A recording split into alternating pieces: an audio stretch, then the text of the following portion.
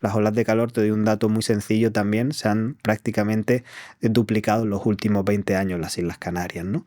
Entonces, en ese marco donde vemos algunos elementos, la fotografía que vamos a tener en 2050 es totalmente diferente a la que tenemos nosotros aquí, ¿no? Y lo vemos también con las calimas. Incluso tuviésemos una varita mágica y pusiésemos un interruptor mañana, el mundo a cero de emisiones de gases de efecto invernadero, las temperaturas por dinámica atmosférica aumentarían en las próximas décadas. Porque lo que vemos en la atmósfera, digamos, esas concentraciones de gases de efecto invernadero, son el reflejo de lo emitido en el pasado, no de lo que estamos emitiendo hoy en el día. Pero lo que está claro es que el cambio climático mata, y el cambio climático tiene efectos sobre los eventos extremos. Y eso es una realidad. Y a partir de esa realidad, tú tienes que trabajar para proteger a tu población, para proteger tus ciudades, para proteger tu motor económico, como puede ser el turismo, como puede ser la agricultura, y eso lo proteges a través de políticas y a través de pactos.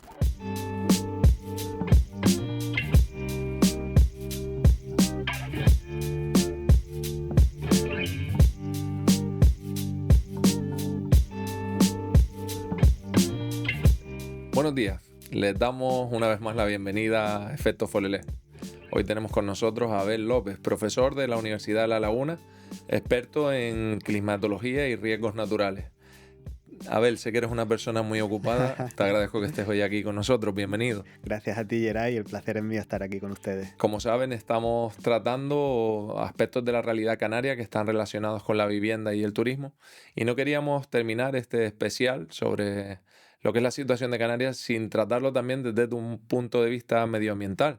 Sabemos que tenemos uno de los mejores climas del mundo y vivimos en un paraíso, pero el medio ambiente es muy frágil y es por eso que no deberíamos de dejar de prestarle atención. Por eso estoy aquí con nosotros, Abel.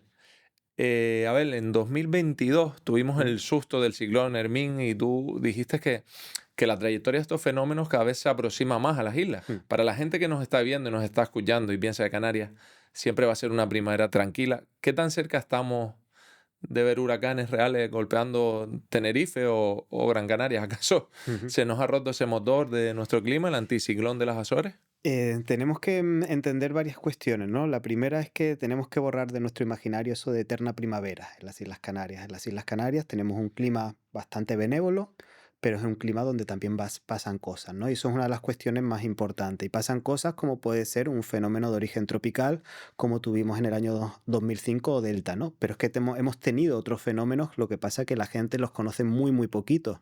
Por ejemplo, en 1826 tuvimos la tormenta de San Florencio, que dicen que fue un huracán, que ha sido el fenómeno que más víctimas mortales ha causado en la historia de las Islas Canarias, prácticamente 200 personas en el norte de Tenerife. Y es algo que se sabe poco, ¿no? Y cada vez es cierto que es poco probable que nos afecte un huracán, pero cada vez es menos improbable que nos afecte. Y eso es una cuestión que tenemos también que interiorizar. ¿Por qué? Básicamente por una cuestión muy, muy fácil de entender. Es decir, nuestras aguas cada vez son más cálidas y estos fenómenos se mueven en función de dónde encuentran aguas más cálidas. Y hemos analizado, hemos visto cómo esas trayectorias de los fenómenos de origen tropical poquito a poco están un poquito más cerca de las Islas Canarias. Por tanto, cada vez es un poquito más probable que puedan afectarnos este tipo de fenómenos pues, en los próximos años o en las próximas décadas. Entonces es interesante que entendamos que ese clima que nosotros hemos conocido es un clima que está cambiando. Está cambiando por cuestiones como esta que tú muy bien me has preguntado, Yeray, pero por otras cuestiones también que son importantes en nuestro clima. Sabemos que las temperaturas han aumentado, que estamos al lado de uno de los desiertos que más se está calentando del planeta, y eso tiene unos efectos directos que notamos en nuestro día a día en las Islas Canarias, y estamos entonces ante un cambio de paradigma, es decir, el clima que hemos conocido va a ser totalmente diferente al que vamos a conocer, ¿no? Yo creo que en ese sentido tenemos que empezar a reflexionar y pensar que todo aquello que estamos generando en las Islas Canarias tiene que estar adaptado al clima del futuro, si no estamos planificando en base al pasado. Yo creo que eso puede ser un error, ¿no? En materia turística, en materia de vivienda, en materia de cómo se comportan o cómo se articula nuestro litoral, ¿no? Yo creo que es algo que tenemos que empezar a planificar mejor, a integrar el cambio climático en las políticas de nuestro día a día Y realmente el cambio climático afecta a muchos sectores. Afecta a educación, pero también afecta a una cuestión muy importante como es la salud, ¿no? El cambio climático tiene un impacto directo sobre la mortalidad de las personas asociado a las temperaturas principalmente y a otras cuestiones como puede ser la parte agrícola. La baja productividad asociada al cambio climático es una realidad también en las Islas Canarias y así podríamos seguir enumerando muchos efectos que la gente desconoce, pero que es una realidad presente y sobre todo que conocemos desde un punto de vista científico y tenemos que planificarnos de cara a ese futuro climático que vamos a tener en las Islas Canarias. Acabo de entenderte que murieron en 200 personas, ¿en qué año? Ah, 1826. 1826. 1826. Vale. Nos pilla un poquito lejos, pero en el norte de la isla de Solo por Tenerife curiosidad, ¿por qué murieron? ¿Qué pasó? Fue un episodio de precipitaciones de carácter muy torrencial, por ejemplo, en La Guancha todavía hay referencias en el casco antiguo, desde referencia que puede ver hasta aquí llegó el agua, ¿no? Fue una tromba muy muy fuerte que afectó a Orotava, La Guancha, San Juan de la Rambla un poquito, que dio lugar a que los barrancos discurrieron de una forma muy importante, son inundaciones que se denominan inundaciones repentinas y dio lugar a que muchas personas fallecieron y otras que desaparecieron simplemente. Y ese es el mayor desastre que hemos tenido en la historia de Canarias. Se sabe poquito, es decir, sobre él, pero hay referencias y a mí siempre me gusta citarlo, ¿no? Porque fue un evento de origen tropical, algunos apuntan que pudo ser un huracán de categoría 1, otros lo más probable una tormenta tropical como la que tuvimos con el año 2005 con Delta, pero en 1975 tuvimos otra tormenta tropical, en el año 2022 tuvimos otra tormenta tropical, Hermín, que nos afectó muy de refilón, pero también afectó, ¿no? La semana pasada que me desviaron otra vez a Tenerife Sur. Tuvimos Teresa, que dice no es una tormenta tropical, pero ha sido una de las borrascas más importantes que hemos tenido en las últimas décadas, que a mí también me ha tenido loco. A ver, una cosa, hablas Sí, de tropicalización. sí. Entonces, ese cambio de nuestro clima, de nuestro Hmm. modelo climático, es a corto plazo, a medio plazo. ¿Van a dejar los turistas del norte de Europa de venir a visitarnos porque ya no se va a poder estar en Canarias? Bueno, es un concepto interesante. La tropicalización, para que nos entiendan, es que simplemente nos estamos pareciendo un poquito más a los climas que tenemos en latitudes inferiores, es decir, en la zona pues, más próxima al Ecuador, ¿no? Eso significa el concepto tropicalización. Yo pensé que era por el reggaetón. También podríamos tropicalizarlo. En ese contexto de tropicalización, es decir, ¿por qué nos estamos tropicalizando o por qué usamos ese concepto, ¿no? Para eso tenemos que entender un elemento que ya hemos hablado, ¿no? Es decir, nuestras aguas se están calentando y una mayor probabilidad de fenómenos de origen tropical. Ese es el primer elemento que nos dice que nuestro clima se está tropicalizando.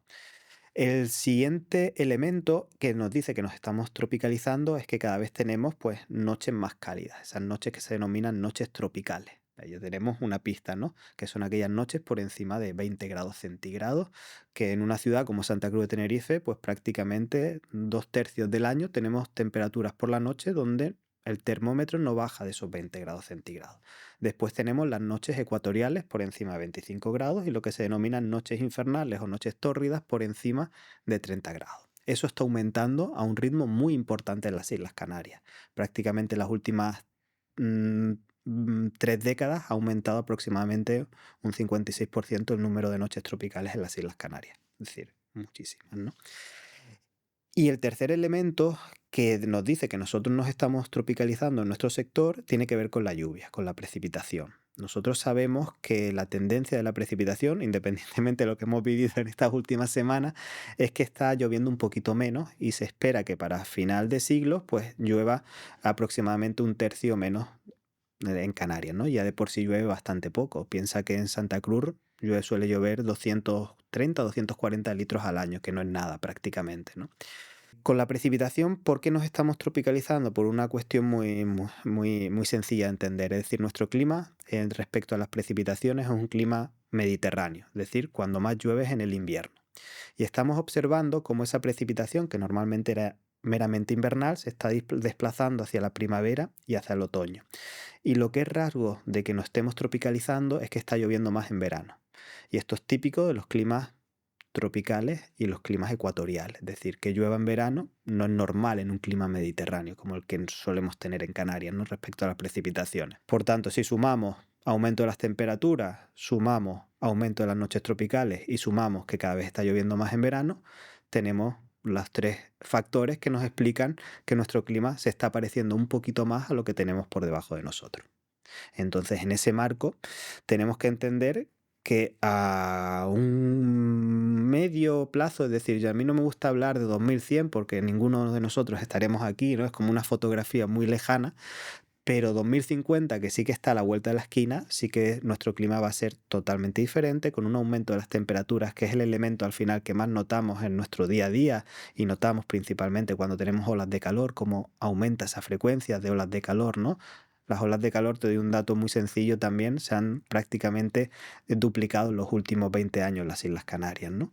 Entonces, en ese marco donde vemos algunos elementos, la fotografía que vamos a tener en 2050 es totalmente diferente a la que tenemos nosotros aquí, ¿no? Y lo vemos también con las calimas que están vinculadas a esas advecciones de aire sahariano, es decir, esas grandes masas de polvo que salen del continente africano, pues cada vez nos visitan, no con mayor, no es que vengan más, sino que cuando vienen, vienen con más potencia, ¿no? Eso seguramente todos tengan esa imagen de lo que pasó en carnavales en el año 20. 2020, por el El gran COVID, año, el gran las año, cuatro plagas. las cuatro plagas llegaron, una fue esa, ¿no? Y lo complicado que fue desde el punto de vista del tráfico aéreo y demás, ¿no? Entonces yo creo que en ese marco donde nuestro clima está cambiando, hay sectores especialmente sensibles al cambio de nuestro clima.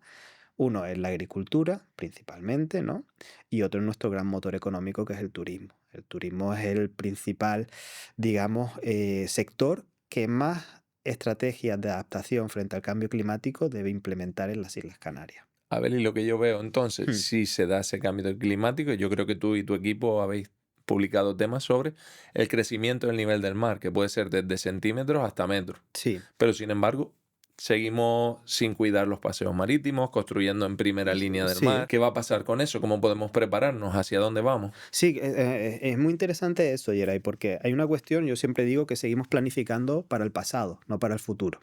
Y eso es una cuestión que tenemos que interiorizar. Es decir, si nosotros analizamos la normativa, ley del suelo, o la ley nacional de cambio climático, te dice que cualquier infraestructura que tú vayas a ubicar en una zona costera debe tener un estudio de cómo el cambio climático puede afectarlo, ¿no? ¿Y por qué tiene que tenerlo? Simplemente es, oye, un poquito de precaución y prevención. Es decir, tú quieres diseñar algo que dure en el tiempo, no quieres diseñar algo que en 10, 15 años sea inservible o estemos continuamente en ese bucle de rehabilitación continua, ¿no? Como consecuencia del impacto de un temporal costero, por ejemplo, en las Islas Canarias. Esto lo vemos mucho en algunos sectores como Garachico, el barrio San Cristóbal en Las Palmas, ¿no? Yo creo que tenemos que interiorizar eso, planificar a futuro, dejar esa cuestión de que seguimos construyendo pensando que no va a pasar absolutamente nada respecto a nuestro clima.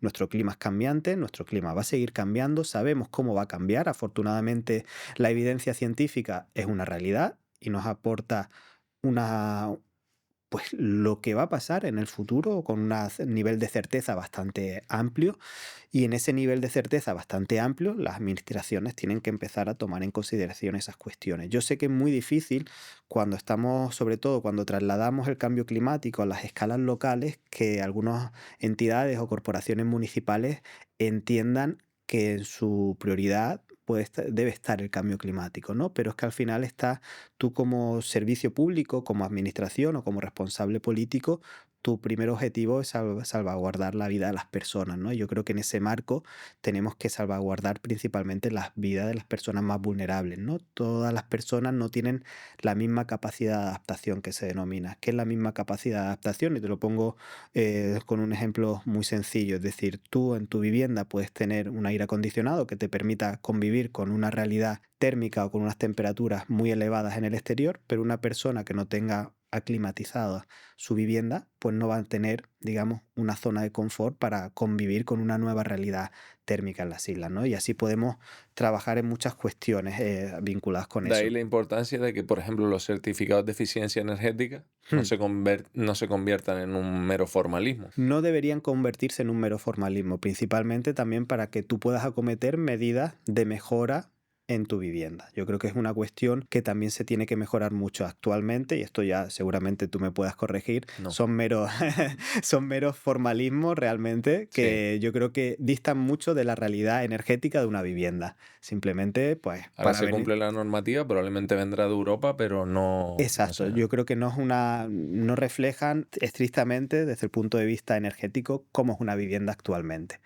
Yo creo que infravaloran realmente cómo están las viviendas generalmente y tienden siempre a ir Sí, a márgenes de FOG, no ese. me mojo, pero cobro Exacto. el El certificado. trámite necesario para cualquier, sobre Vale, todo para compra-venta de viviendas, ¿no? sí. Te lo piden, pero es un mero trámite, no es algo que se tenga A que ver, en cuenta. y una pregunta para Dime. esas personas que nos están viendo en casa. Hmm, El nivel del mar va a subir, vale, Sí. pero ¿por qué? ¿Cuál es la causa? Vale, la causa es muy, muy sencilla. Bueno, hay dos causas principales, Geray. La primera es el deshielo que se está viviendo principalmente en la zona ártica, ¿no? El Ártico está perdido desde 1980, aproximadamente el 40% de su superficie helada, y eso da lugar normalmente a aportes de más agua a que aumente el nivel del mar, ¿no? Eso explica el 75% del incremento del nivel del mar a nivel global, ronda aproximadamente los 20 centímetros de las últimas 2 décadas. ¿Vale? Ese es el primer factor. Y el siguiente factor es un poquito más complejo de entender, lo voy a explicar muy sencillito, es que cuando nosotros calentamos un líquido, aumenta de volumen y el agua al calentarse se expande y es lo que se denomina la expansión térmica oceánica, ¿no? Mm, Y eso explica el otro 25% de ese aumento del nivel del mar.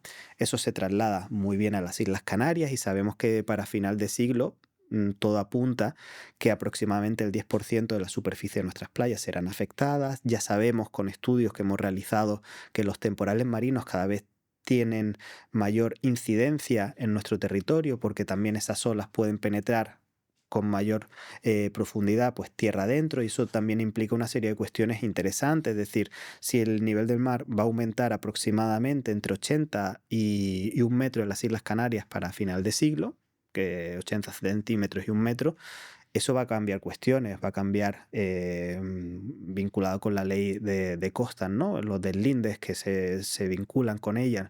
Hay cuestiones que todavía no se han parado a reflexionar, pero que tendremos que tomar riendas en el asunto, ¿no? Y cambiar también y ajustar nuestras normativas a nivel estatal a esa nueva realidad vinculada con el cambio climático. Yo creo que es algo que está ahí, ¿no? Y en ese marco nosotros somos islas, somos especialmente vulnerables y sensibles al incremento del nivel del mar.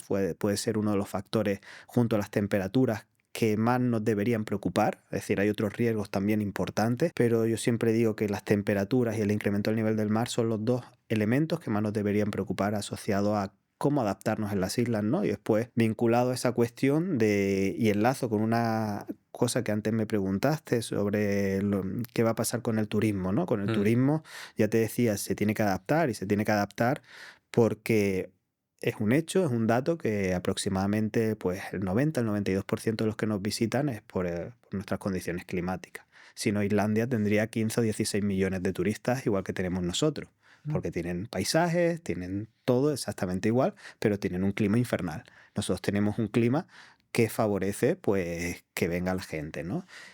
Cuando sabemos que nuestro clima va a cambiar, se traduce que si cambia la temperatura, cambia la precipitación, cambia la humedad, cambia la insolación, cambian todos esos elementos que componen el sistema climático, cambia un concepto clave que es el confort climático. El confort climático es simplemente cómo percibe un visitante el clima de un destino, prácticamente. Es decir, tú vas a Sevilla en agosto y tú vas a estar sofocado, ¿no?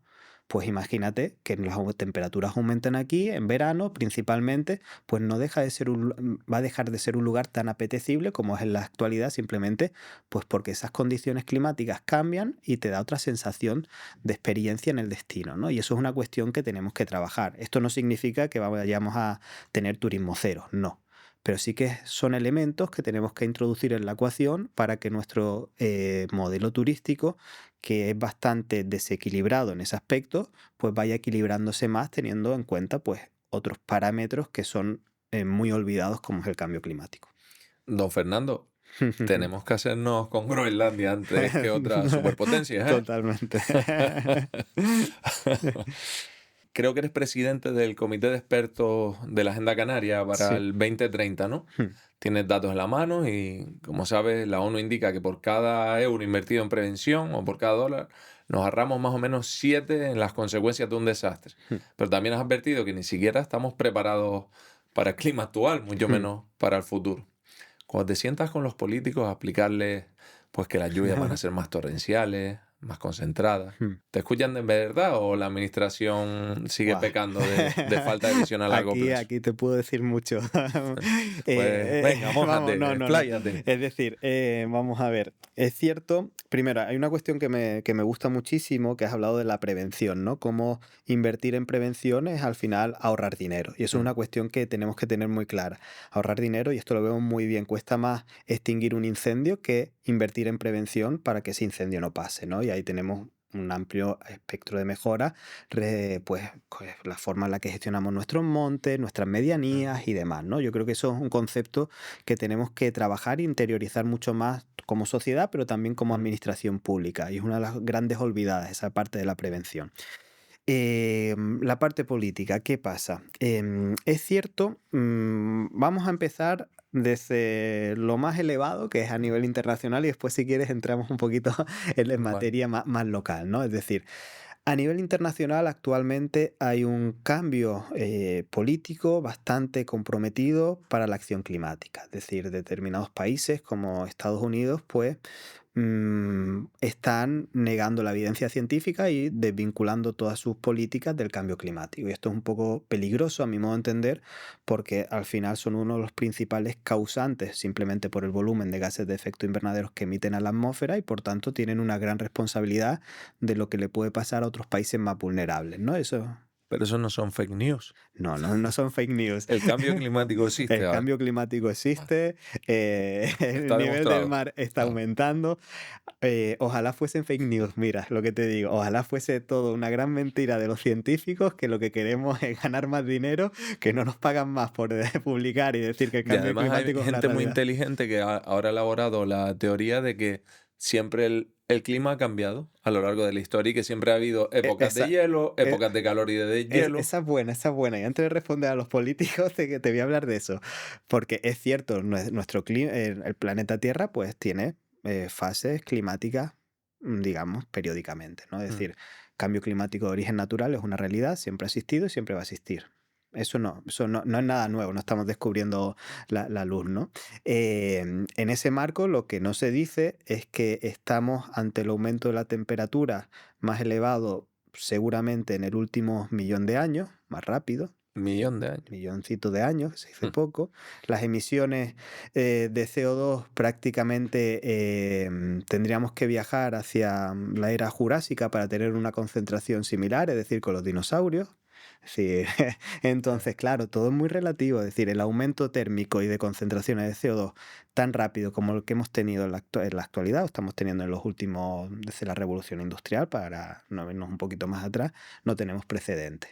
Y entonces eso no es natural lo que está pasando. Es decir, de ese 1,6 grados centígrados que ha aumentado la temperatura a Mm. nivel global, es decir, sí, desde la época preindustrial prácticamente hasta la actualidad, si nosotros tuviésemos que ver qué porcentaje de ese 1,6 es responsabilidad de la variabilidad natural, de ese 1,6 te diría que solo un 0,01 grados centígrados es responsabilidad ¿Y lo del... demás por qué se genera?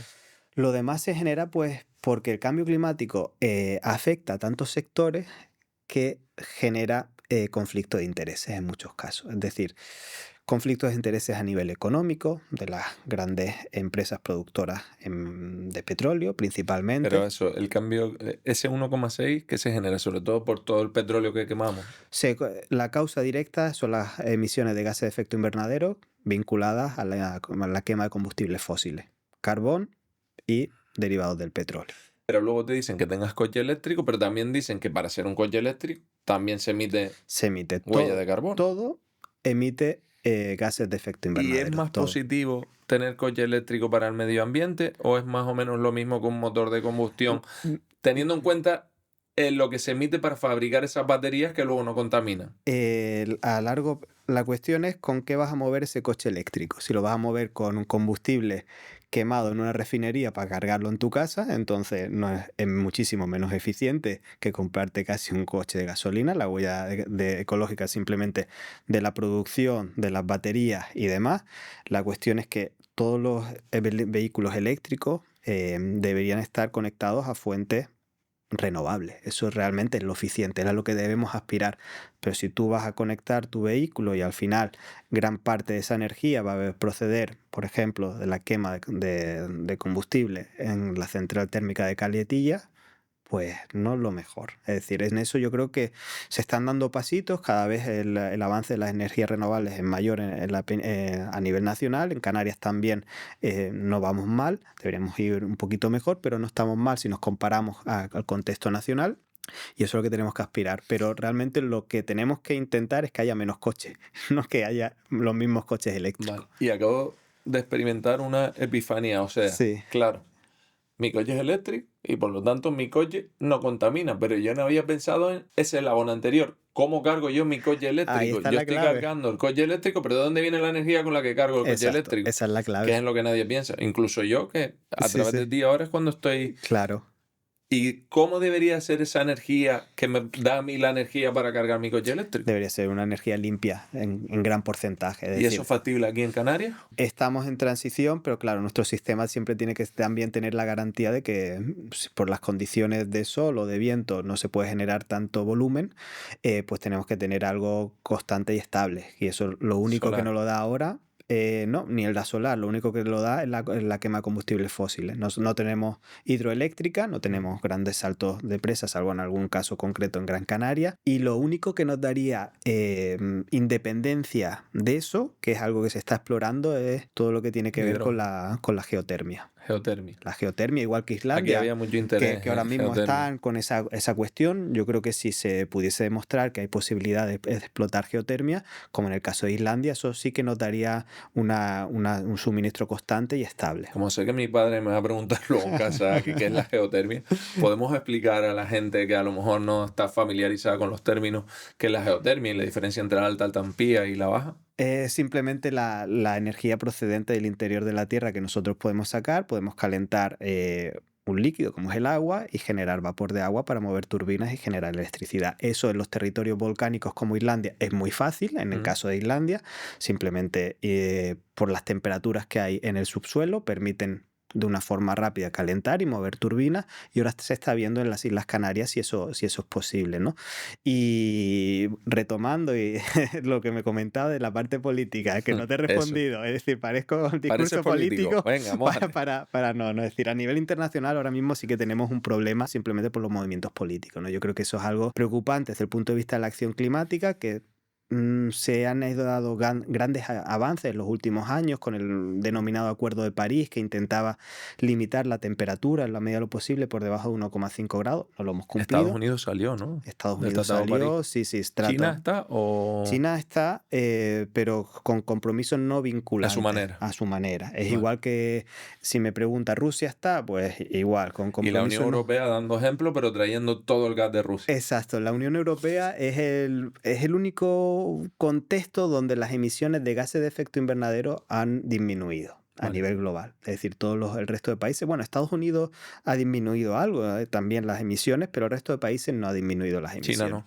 Los China BRICS. no, India tampoco, los países emergentes no han reducido. ¿Por qué? Porque ellos también tienen su derecho a decir, oye, yo quiero crecer. Y quiero crecer en base a algo barato que es quemar combustibles fósiles. O sea que en Europa, en Canarias o en España dejamos De de emitir huella de exacto. carbono para que ellos puedan emitir la que les dé la gana, Sí, porque al final el mundo tú no tienes un compartimento estanco. Mira, no, que aquí no. está mi huella de carbono. Ahí está uno de los grandes problemas, la mitigación, es decir, la reducción de gases de efecto invernadero a nivel internacional. Tú mismo lo dices, la atmósfera no tiene fronteras y lo que emita en India, por dinámica atmosférica, va a distribuirse por todo el hemisferio Y luego norte. ellos lo que alegan es mi momento histórico. Es su Ustedes ya momento. habéis quemado todas las naves y ahora me toca a Exacto. mí. Y ahora déjame a mí, pues, crecer y desarrollarme en base, pues, a la quema del carbón, por ejemplo, que es un recurso muy barato en países como India, ¿no? Entonces eso les permite a ellos producir a unos costes muy bajitos y ser competitivos a nivel internacional y a nivel global, ¿no? Eso es una cuestión que tenemos que entender, que es muy complicado que a nivel internacional, de hecho las emisiones de gases de efecto invernadero y las concentraciones no dejan de aumentar año tras año. Mm. Tristemente es así, no te estoy mintiendo, y ojalá te pudiese decir que el próximo año vamos a tener expectativas de que las concentraciones disminuyan, pero no.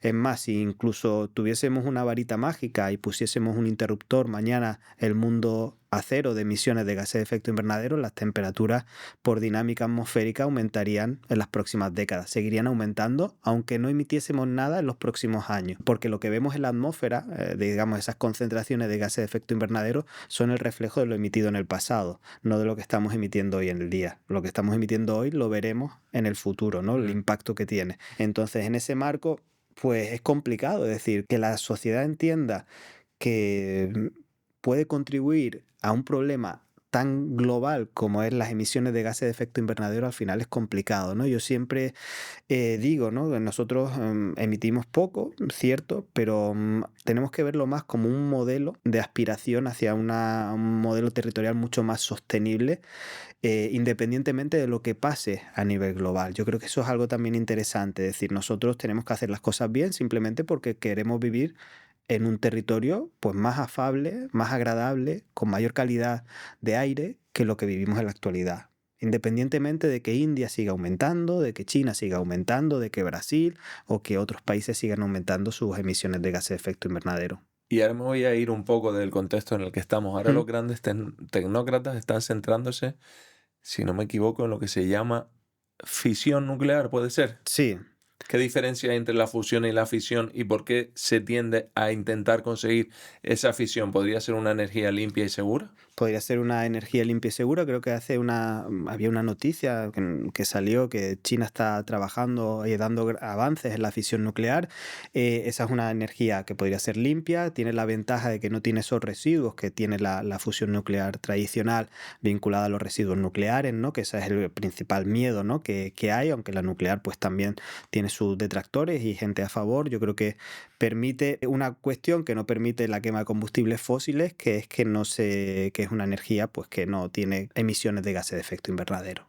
Ujú. Y eso es un puntito a favor que tiene la Y que es fusión. algo de tecnología, es decir, no tenemos todavía el avance tecnológico suficiente para Todavía no. conseguir. Ojalá, es como la geotermia, es una fuente limpia, estable, que segura, que podría mantenernos sin ningún tipo de problema, sin depender de las nucleares tradicionales, Mm. sin depender tanto de las condiciones climáticas, de que haya sol, de que haya viento. Entonces, yo creo que hay modelos que se están explorando y ojalá se den avances en los próximos años. En algún podcast he visto a algún gurú de Google diciendo que con el avance de la IA, ¿Mm? la energía será gratuita, que podremos sacar energía Ojalá, del aire, ojalá. Yo creo que eso es algo que está por ver, pero ojalá que podría ser pudiésemos. una de las buenas partes del avance en materia de IA. Podríamos, de hecho, hay muchos modelos, es decir, había modelos también en Reino Unido, se probaron con la energía de las olas para generar electricidad. Digamos que hay muchísimos modelos energéticos, lo que pasa es que tenemos que seguir trabajando, ¿no? Ojalá en Canarias pudiésemos encontrar geotermia que nos pudiese, pues ya sí que no depender de la quema de combustible. El problema de la geotermia aquí es saber dónde hacer la prospección y el coste de cada Exacto, intervención, donde ¿no? encontraríamos esas temperaturas que nos permitiesen, digamos, generar esa energía y el coste-beneficio, que al final las empresas se mueven por Claro. eso, ¿no? Es decir, le sale rentable a Repsol generar energía a través de geotermia en las Islas Canarias. En Islandia lo tienen, digamos, excavas un poquito y ya está. Aquí lo tenemos, no lo tenemos. Yo creo que igual en los próximos años sabremos algo más sobre eso. Por casualidad, ¿sabes cómo afecta la gentrificación, el turismo excesivo Hmm. o la construcción de la vivienda al medio ambiente? ¿Eso de verdad tiene alguna incidencia en Canarias? ¿O también se utiliza por determinados movimientos a interés de quien quiere explotar el A tema. ver, es decir, la transformación del territorio tiene un impacto directo en el medio ambiente, esto es innegable, ¿no? Eso, cualquier proceso de expansión urbanística consume territorio y a veces ese territorio tiene unos valores que tendríamos que proteger más Mm. aún cuando ya en Canarias yo creo que se ha devastado bastante territorio en un sitio, una zona que ya tenemos bastante limitada, ¿no? Yo creo que en ese sentido, cualquier transformación territorial genera un impacto ambiental importante. Eso es así, ¿no? Y estamos viendo cómo determinados modelos más tradicionales lo que abogan es por seguir consumiendo territorio, consumir territorio simplemente con un fin especulativo, básicamente, no con un fin que pueda incluso beneficiar a los residentes, ¿no? Y en ese aspecto que sigue generando procesos especulativos asociados a la vivienda destinada a extranjeros principalmente, lo que genera son procesos que la vivienda suba y que generen en esos núcleos más tradicionales que se ven muy bien en el sur, ¿no? Como la población residente está teniendo problemas para vivir en sus zonas donde ellos han nacido, se tienen que ir hacia otros sectores en esos procesos de gentrificación que en las ciudades se ve un poco mejor, pero que yo creo que también se están empezando a dar principalmente en los destinos turísticos, donde te imposibilita vivir en esos sectores como consecuencia de que se ha generado una zona prácticamente asociada pues a la especulación urbanística destinado pues eso a generar beneficios de la compra y venta de vivienda destinada principalmente a Vale. extranjeros. Y, por ejemplo, a mí Esa me es mi preocupa opinión, digo. especialmente cuando en prensa Sí. veo que cierran una playa. Hmm. Es decir, creo que Hmm. en el Médano hace cosa de 2 años, Eh, hubieron varios días en la hmm. zona norte de la isla. Troya también creo que se cerró hace ¿Por qué se poquito. cierra una playa? ¿Qué lleva a que se cierre una playa? Pues ahí tenemos otra cuestión que son los emisarios, ¿no? Esos Me emisarios parece súper interesante esa que materia. esa cuestión que tiene un impacto bastante importante, ¿no? Yo creo que en las Islas Canarias hemos pecado de no ser conscientes de que una de las cuestiones que más tenemos que mejorar es nuestra gestión de los residuos. La gestión de los residuos desde el punto de vista sólidos, pero también los residuos líquidos, ¿no? Y en ese sentido se han dado avances, pero históricamente ha sido una de las grandes cuestiones más abandonadas a nivel administrativo en las Islas Canarias, tristemente, ¿no? Y eso genera que tengamos una red de emisarios que seguimos emitiendo mierda, por decirlo así, basura al mar, ¿no? Y que eso genera pues, una serie de efectos en esos sectores litorales que dan lugar a que las aguas pues no sean compatibles pues con el disfrute, con bañarnos y demás, ¿no? Afortunadamente cada vez son menos los puntos negros que tenemos, pero seguimos teniendo puntos negros reincidentes en Puerto de la Cruz, en la zona del sur de Tenerife, también lo vemos mucho, vinculados a una mala gestión de nuestros residuos, ¿no? Ahí también tenemos un debate interesante, es decir, los residuos tenemos que aprender a gestionarlo de una forma mucho mejor, ¿no? Los residuos es otra de las cuestiones que nuestro territorio es limitado, no tenemos dónde meter esos residuos, tenemos que pensar en otras formas, en primer lugar en consumir menos, generar menos residuos, para no tener que estar continuamente derivando absolutamente todo al PIRS y ¿Esos demás. emisarios se podrían redirigir a plantas de metano, por ejemplo? Es una de las cuestiones que se está trabajando, ¿no? La cuestión de la incineración sí, incineración no, ¿no? De esos residuos. Entonces, esos emisarios también tenemos que empezar a intentar gestionar esos líquidos que están vinculados normalmente al modelo turístico en gran medida, pero al modelo de ocupación del territorio que siempre hemos pensado que o bien pozos negros, que hay muchos núcleos que seguimos igual, y o los emisarios. Yo creo que ahí tenemos mucho que mejorar. Hemos dado pequeños pasos simplemente por cuestiones de sanción europea, es decir, ¿Cuál puede ser la solución ahí con los emisarios? tenemos que reutilizar gran parte de las aguas grises principalmente, trabajar en ellas y que no lleguen al mar y que cuando lleguen pues simplemente en base a plantas que nos permitan ese tratamiento de las aguas, ¿no? Es decir, yo creo que igual que en las ciudades tenemos plantas que nos permiten limpiar las aguas que generamos, pues lo que tenemos que seguir es trabajando en eso, en más plantas, ¿no? Y al margen de los emisarios, eficiencia hídrica, en algún máster de urbanismo que hice vi Sí. que se pierde una barbaridad de agua. Sí, esa es una cuestión, la gestión del agua, ¿no? La gestión del agua es un recurso tan limitado, hay municipios que pierden prácticamente el 50% de lo que entra en la red de abastecimiento. Es decir, de cada 2 litros uno se pierde. que se va porque hay un mal... Porque hay pequeñas roturas en la red de abastecimiento, filtraciones, etcétera, etcétera, etcétera, y eso da lugar a que municipios, algunos municipios, pues pierdan la mitad de su agua Y simplemente solucionar por la eso red. sería muy caro, Yo creo que no es tan caro, es una cuestión más de voluntad y de voluntad, prioridades ¿no? políticas. Es decir, si tú tienes identificado ese problema en un contexto donde hemos visto que hemos tenido la emergencia hídrica en la isla de Tenerife, por ejemplo, tú como administración, si no llueve más, si no tienes más capacidad de generar agua, lo que tienes que intentar es que se pierda agua. Y eso es lo más sencillo que puedes hacer, ¿no? Es mejorar tu red de infraestructura para que el agua, pues las pérdidas sean las menores posibles. Es decir, es insostenible que tengamos municipios donde se pierda la mitad del agua simplemente por la calle, ¿eh? Sin Porque entrar en lo sí, negativo, pero me gusta centrarme en lo sí. positivo. ¿Hay algún municipio que sea un ejemplo, por ejemplo, y que podamos aquí Pues mira, felicitar? hay un municipio que perdía gran cantidad de sus recursos simplemente por la mala infraestructura que tenía, que era el municipio del Rosario, aquí cerquita, Ujú, y que ha, conocido. y que ha mejorado muchísimo digamos, el porcentaje de pérdida de agua. Simplemente porque ha apostado fielmente por mejorar su red de suministro y abastecimiento.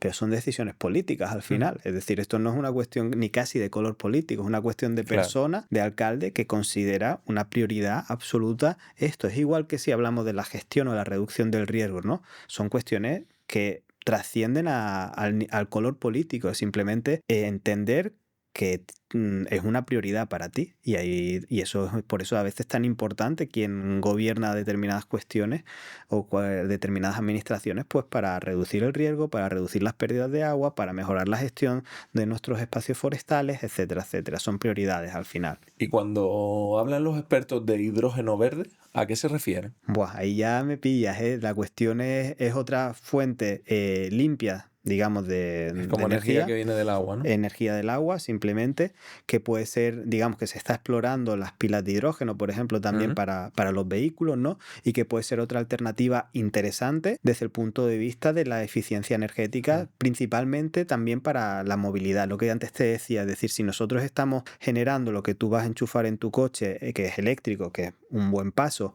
pero viene de caletilla, de quemar combustible, pues no tiene mucho sentido, ¿no? Es decir, tu coche es eléctrico, pero se está moviendo igual que un coche de combustible, al final, en base al mismo combustible, ¿no? Por entonces eso no tiene que... Y es otra vía, yo creo que es interesante que veremos en los próximos años. Si tú ahora tuvieras todo el poder, es Que no decir, lo tengo, a que ver no lo tengo, presidente, y te afortunadamente. ponemos ahí, Sí. ¿cuál sería la primera medida, la más radical que tú tomarías para mejorar esto de cara al 2050? Buah.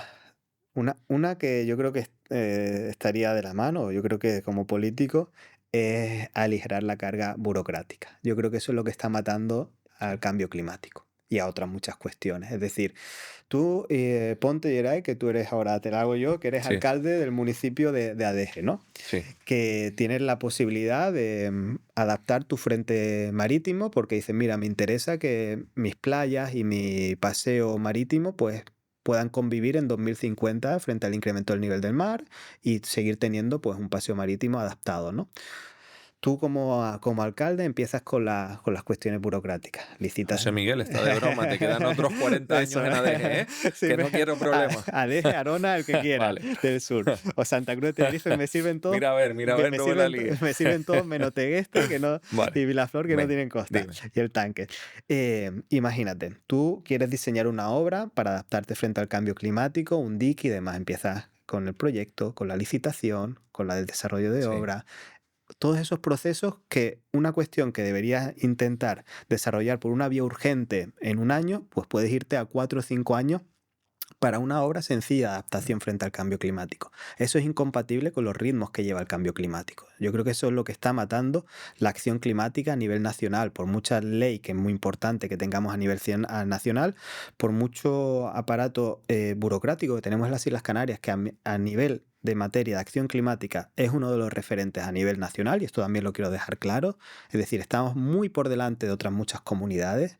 Es decir, y Y en además ese Canarias sentido, solo emite, creo que era el 0,07 sí, de todo lo que es a aproximadamente nivel mundial.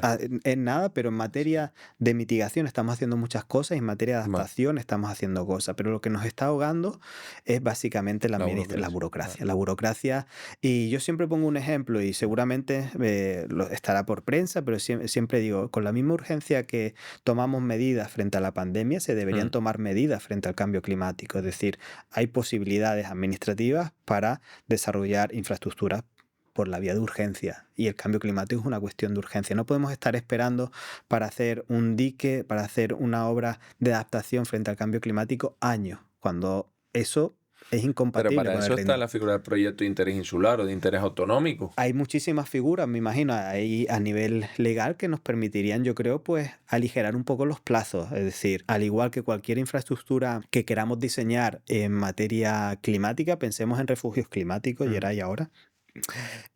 Nosotros deberíamos tener la posibilidad de que tú como administración pudieses desarrollar un refugio climático relativamente rápido, simplemente porque es una realidad presente. No estamos hablando del futuro, ¿no? En Canarias tenemos ya olas de calor con temperaturas fácilmente que rondan los 40 grados de máxima y noches por Mm, encima de los 30 grados, con población vulnerable, mm. desprotegida, que tenemos que intentar darle una solución, ¿no? Y en ese sentido yo creo que tenemos que interiorizar que hay cuestiones que no pueden esperar tanto, y Mm. ojalá, y si tuviese una varita mágica y si tuviese un único deseo, sería aligerar los procesos administrativos para Sí, diseñar medidas de adaptación frente al cambio climático. sí, muchas veces no son correlativos a las exigencias que tenemos como ciudadanos, como Exacto, autónomos, como exacto, funcionarios, como profesores, como exacto. empresarios. No obtenemos luego esa contraprestación. Y no culpo a nadie, No, no, no, por porque hay supuesto. ayuntamientos que no tienen recursos suficientes, Exacto. pero luego no hay una altura de mira, por ejemplo, para ser una gran agencia Hmm, profesional, que sea claro. de todo.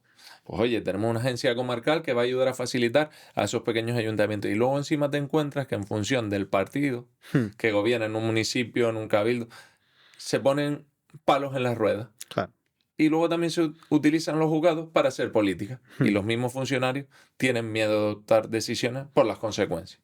Y al final, ¿quién lo pagamos? Todos nosotros. Claro, esa es la cuestión. Es decir, si tú no aligeras los pasos intermedios, el funcionario que esté, pues no va a tomar decisiones tampoco, no se va a saltar la normativa, ¿no? Yo creo que en ese sentido tendríamos que intentar entender que hay temáticas más urgentes que otras, y yo lo veo por el cambio climático. Es decir, no podemos seguir diseñando a futuro de 4 o 5 años. Tenemos posibilidades de empezar a actuar ya, y esa es la Planes cuestión. estratégicos y pensar a medio y largo plazo. El Exactamente. cortoplacismo a No, veces el nos cortoplacismo con el mata. cambio climático nos mata, y a muchos y nos está matando. Es decir, prácticamente en 2023 hay un sobreexceso de mortalidad en las Islas Canarias de en torno a 200, 300 personas que se son vinculadas al calor. Y la manera actual de hacer política. Nosotros que luchamos contra la polarización, al final hoy día Yo creo todo que es sí, tirar barro, todo es unos contra otros, echar a unos exactamente. en contra de los otros, intentar utilizar los juzgados. ¿Para qué utiliza un juzgado, sea del color que sea, para hacer política? Y hay temas que yo creo que no son para hacer política. Claro. Uno, la seguridad de las personas.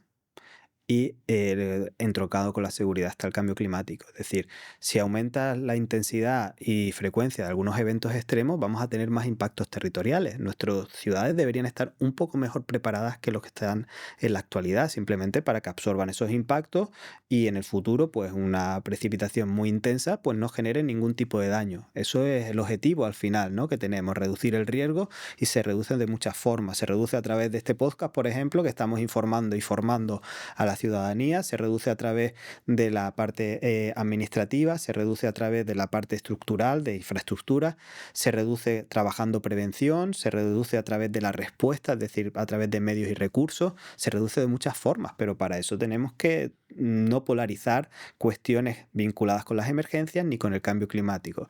Y tristemente empiezo a ver cómo se hace política con el cambio climático por algunos movimientos que no deberíamos hacer. Es decir, estamos comprometiendo la seguridad de las personas Mm. con el cambio climático. No es una cuestión de política. Te podrá gustar más o menos que tengamos que reducir los gases de efecto invernadero. Te podrá gustar más o menos que tu coche queme combustibles fósiles o no.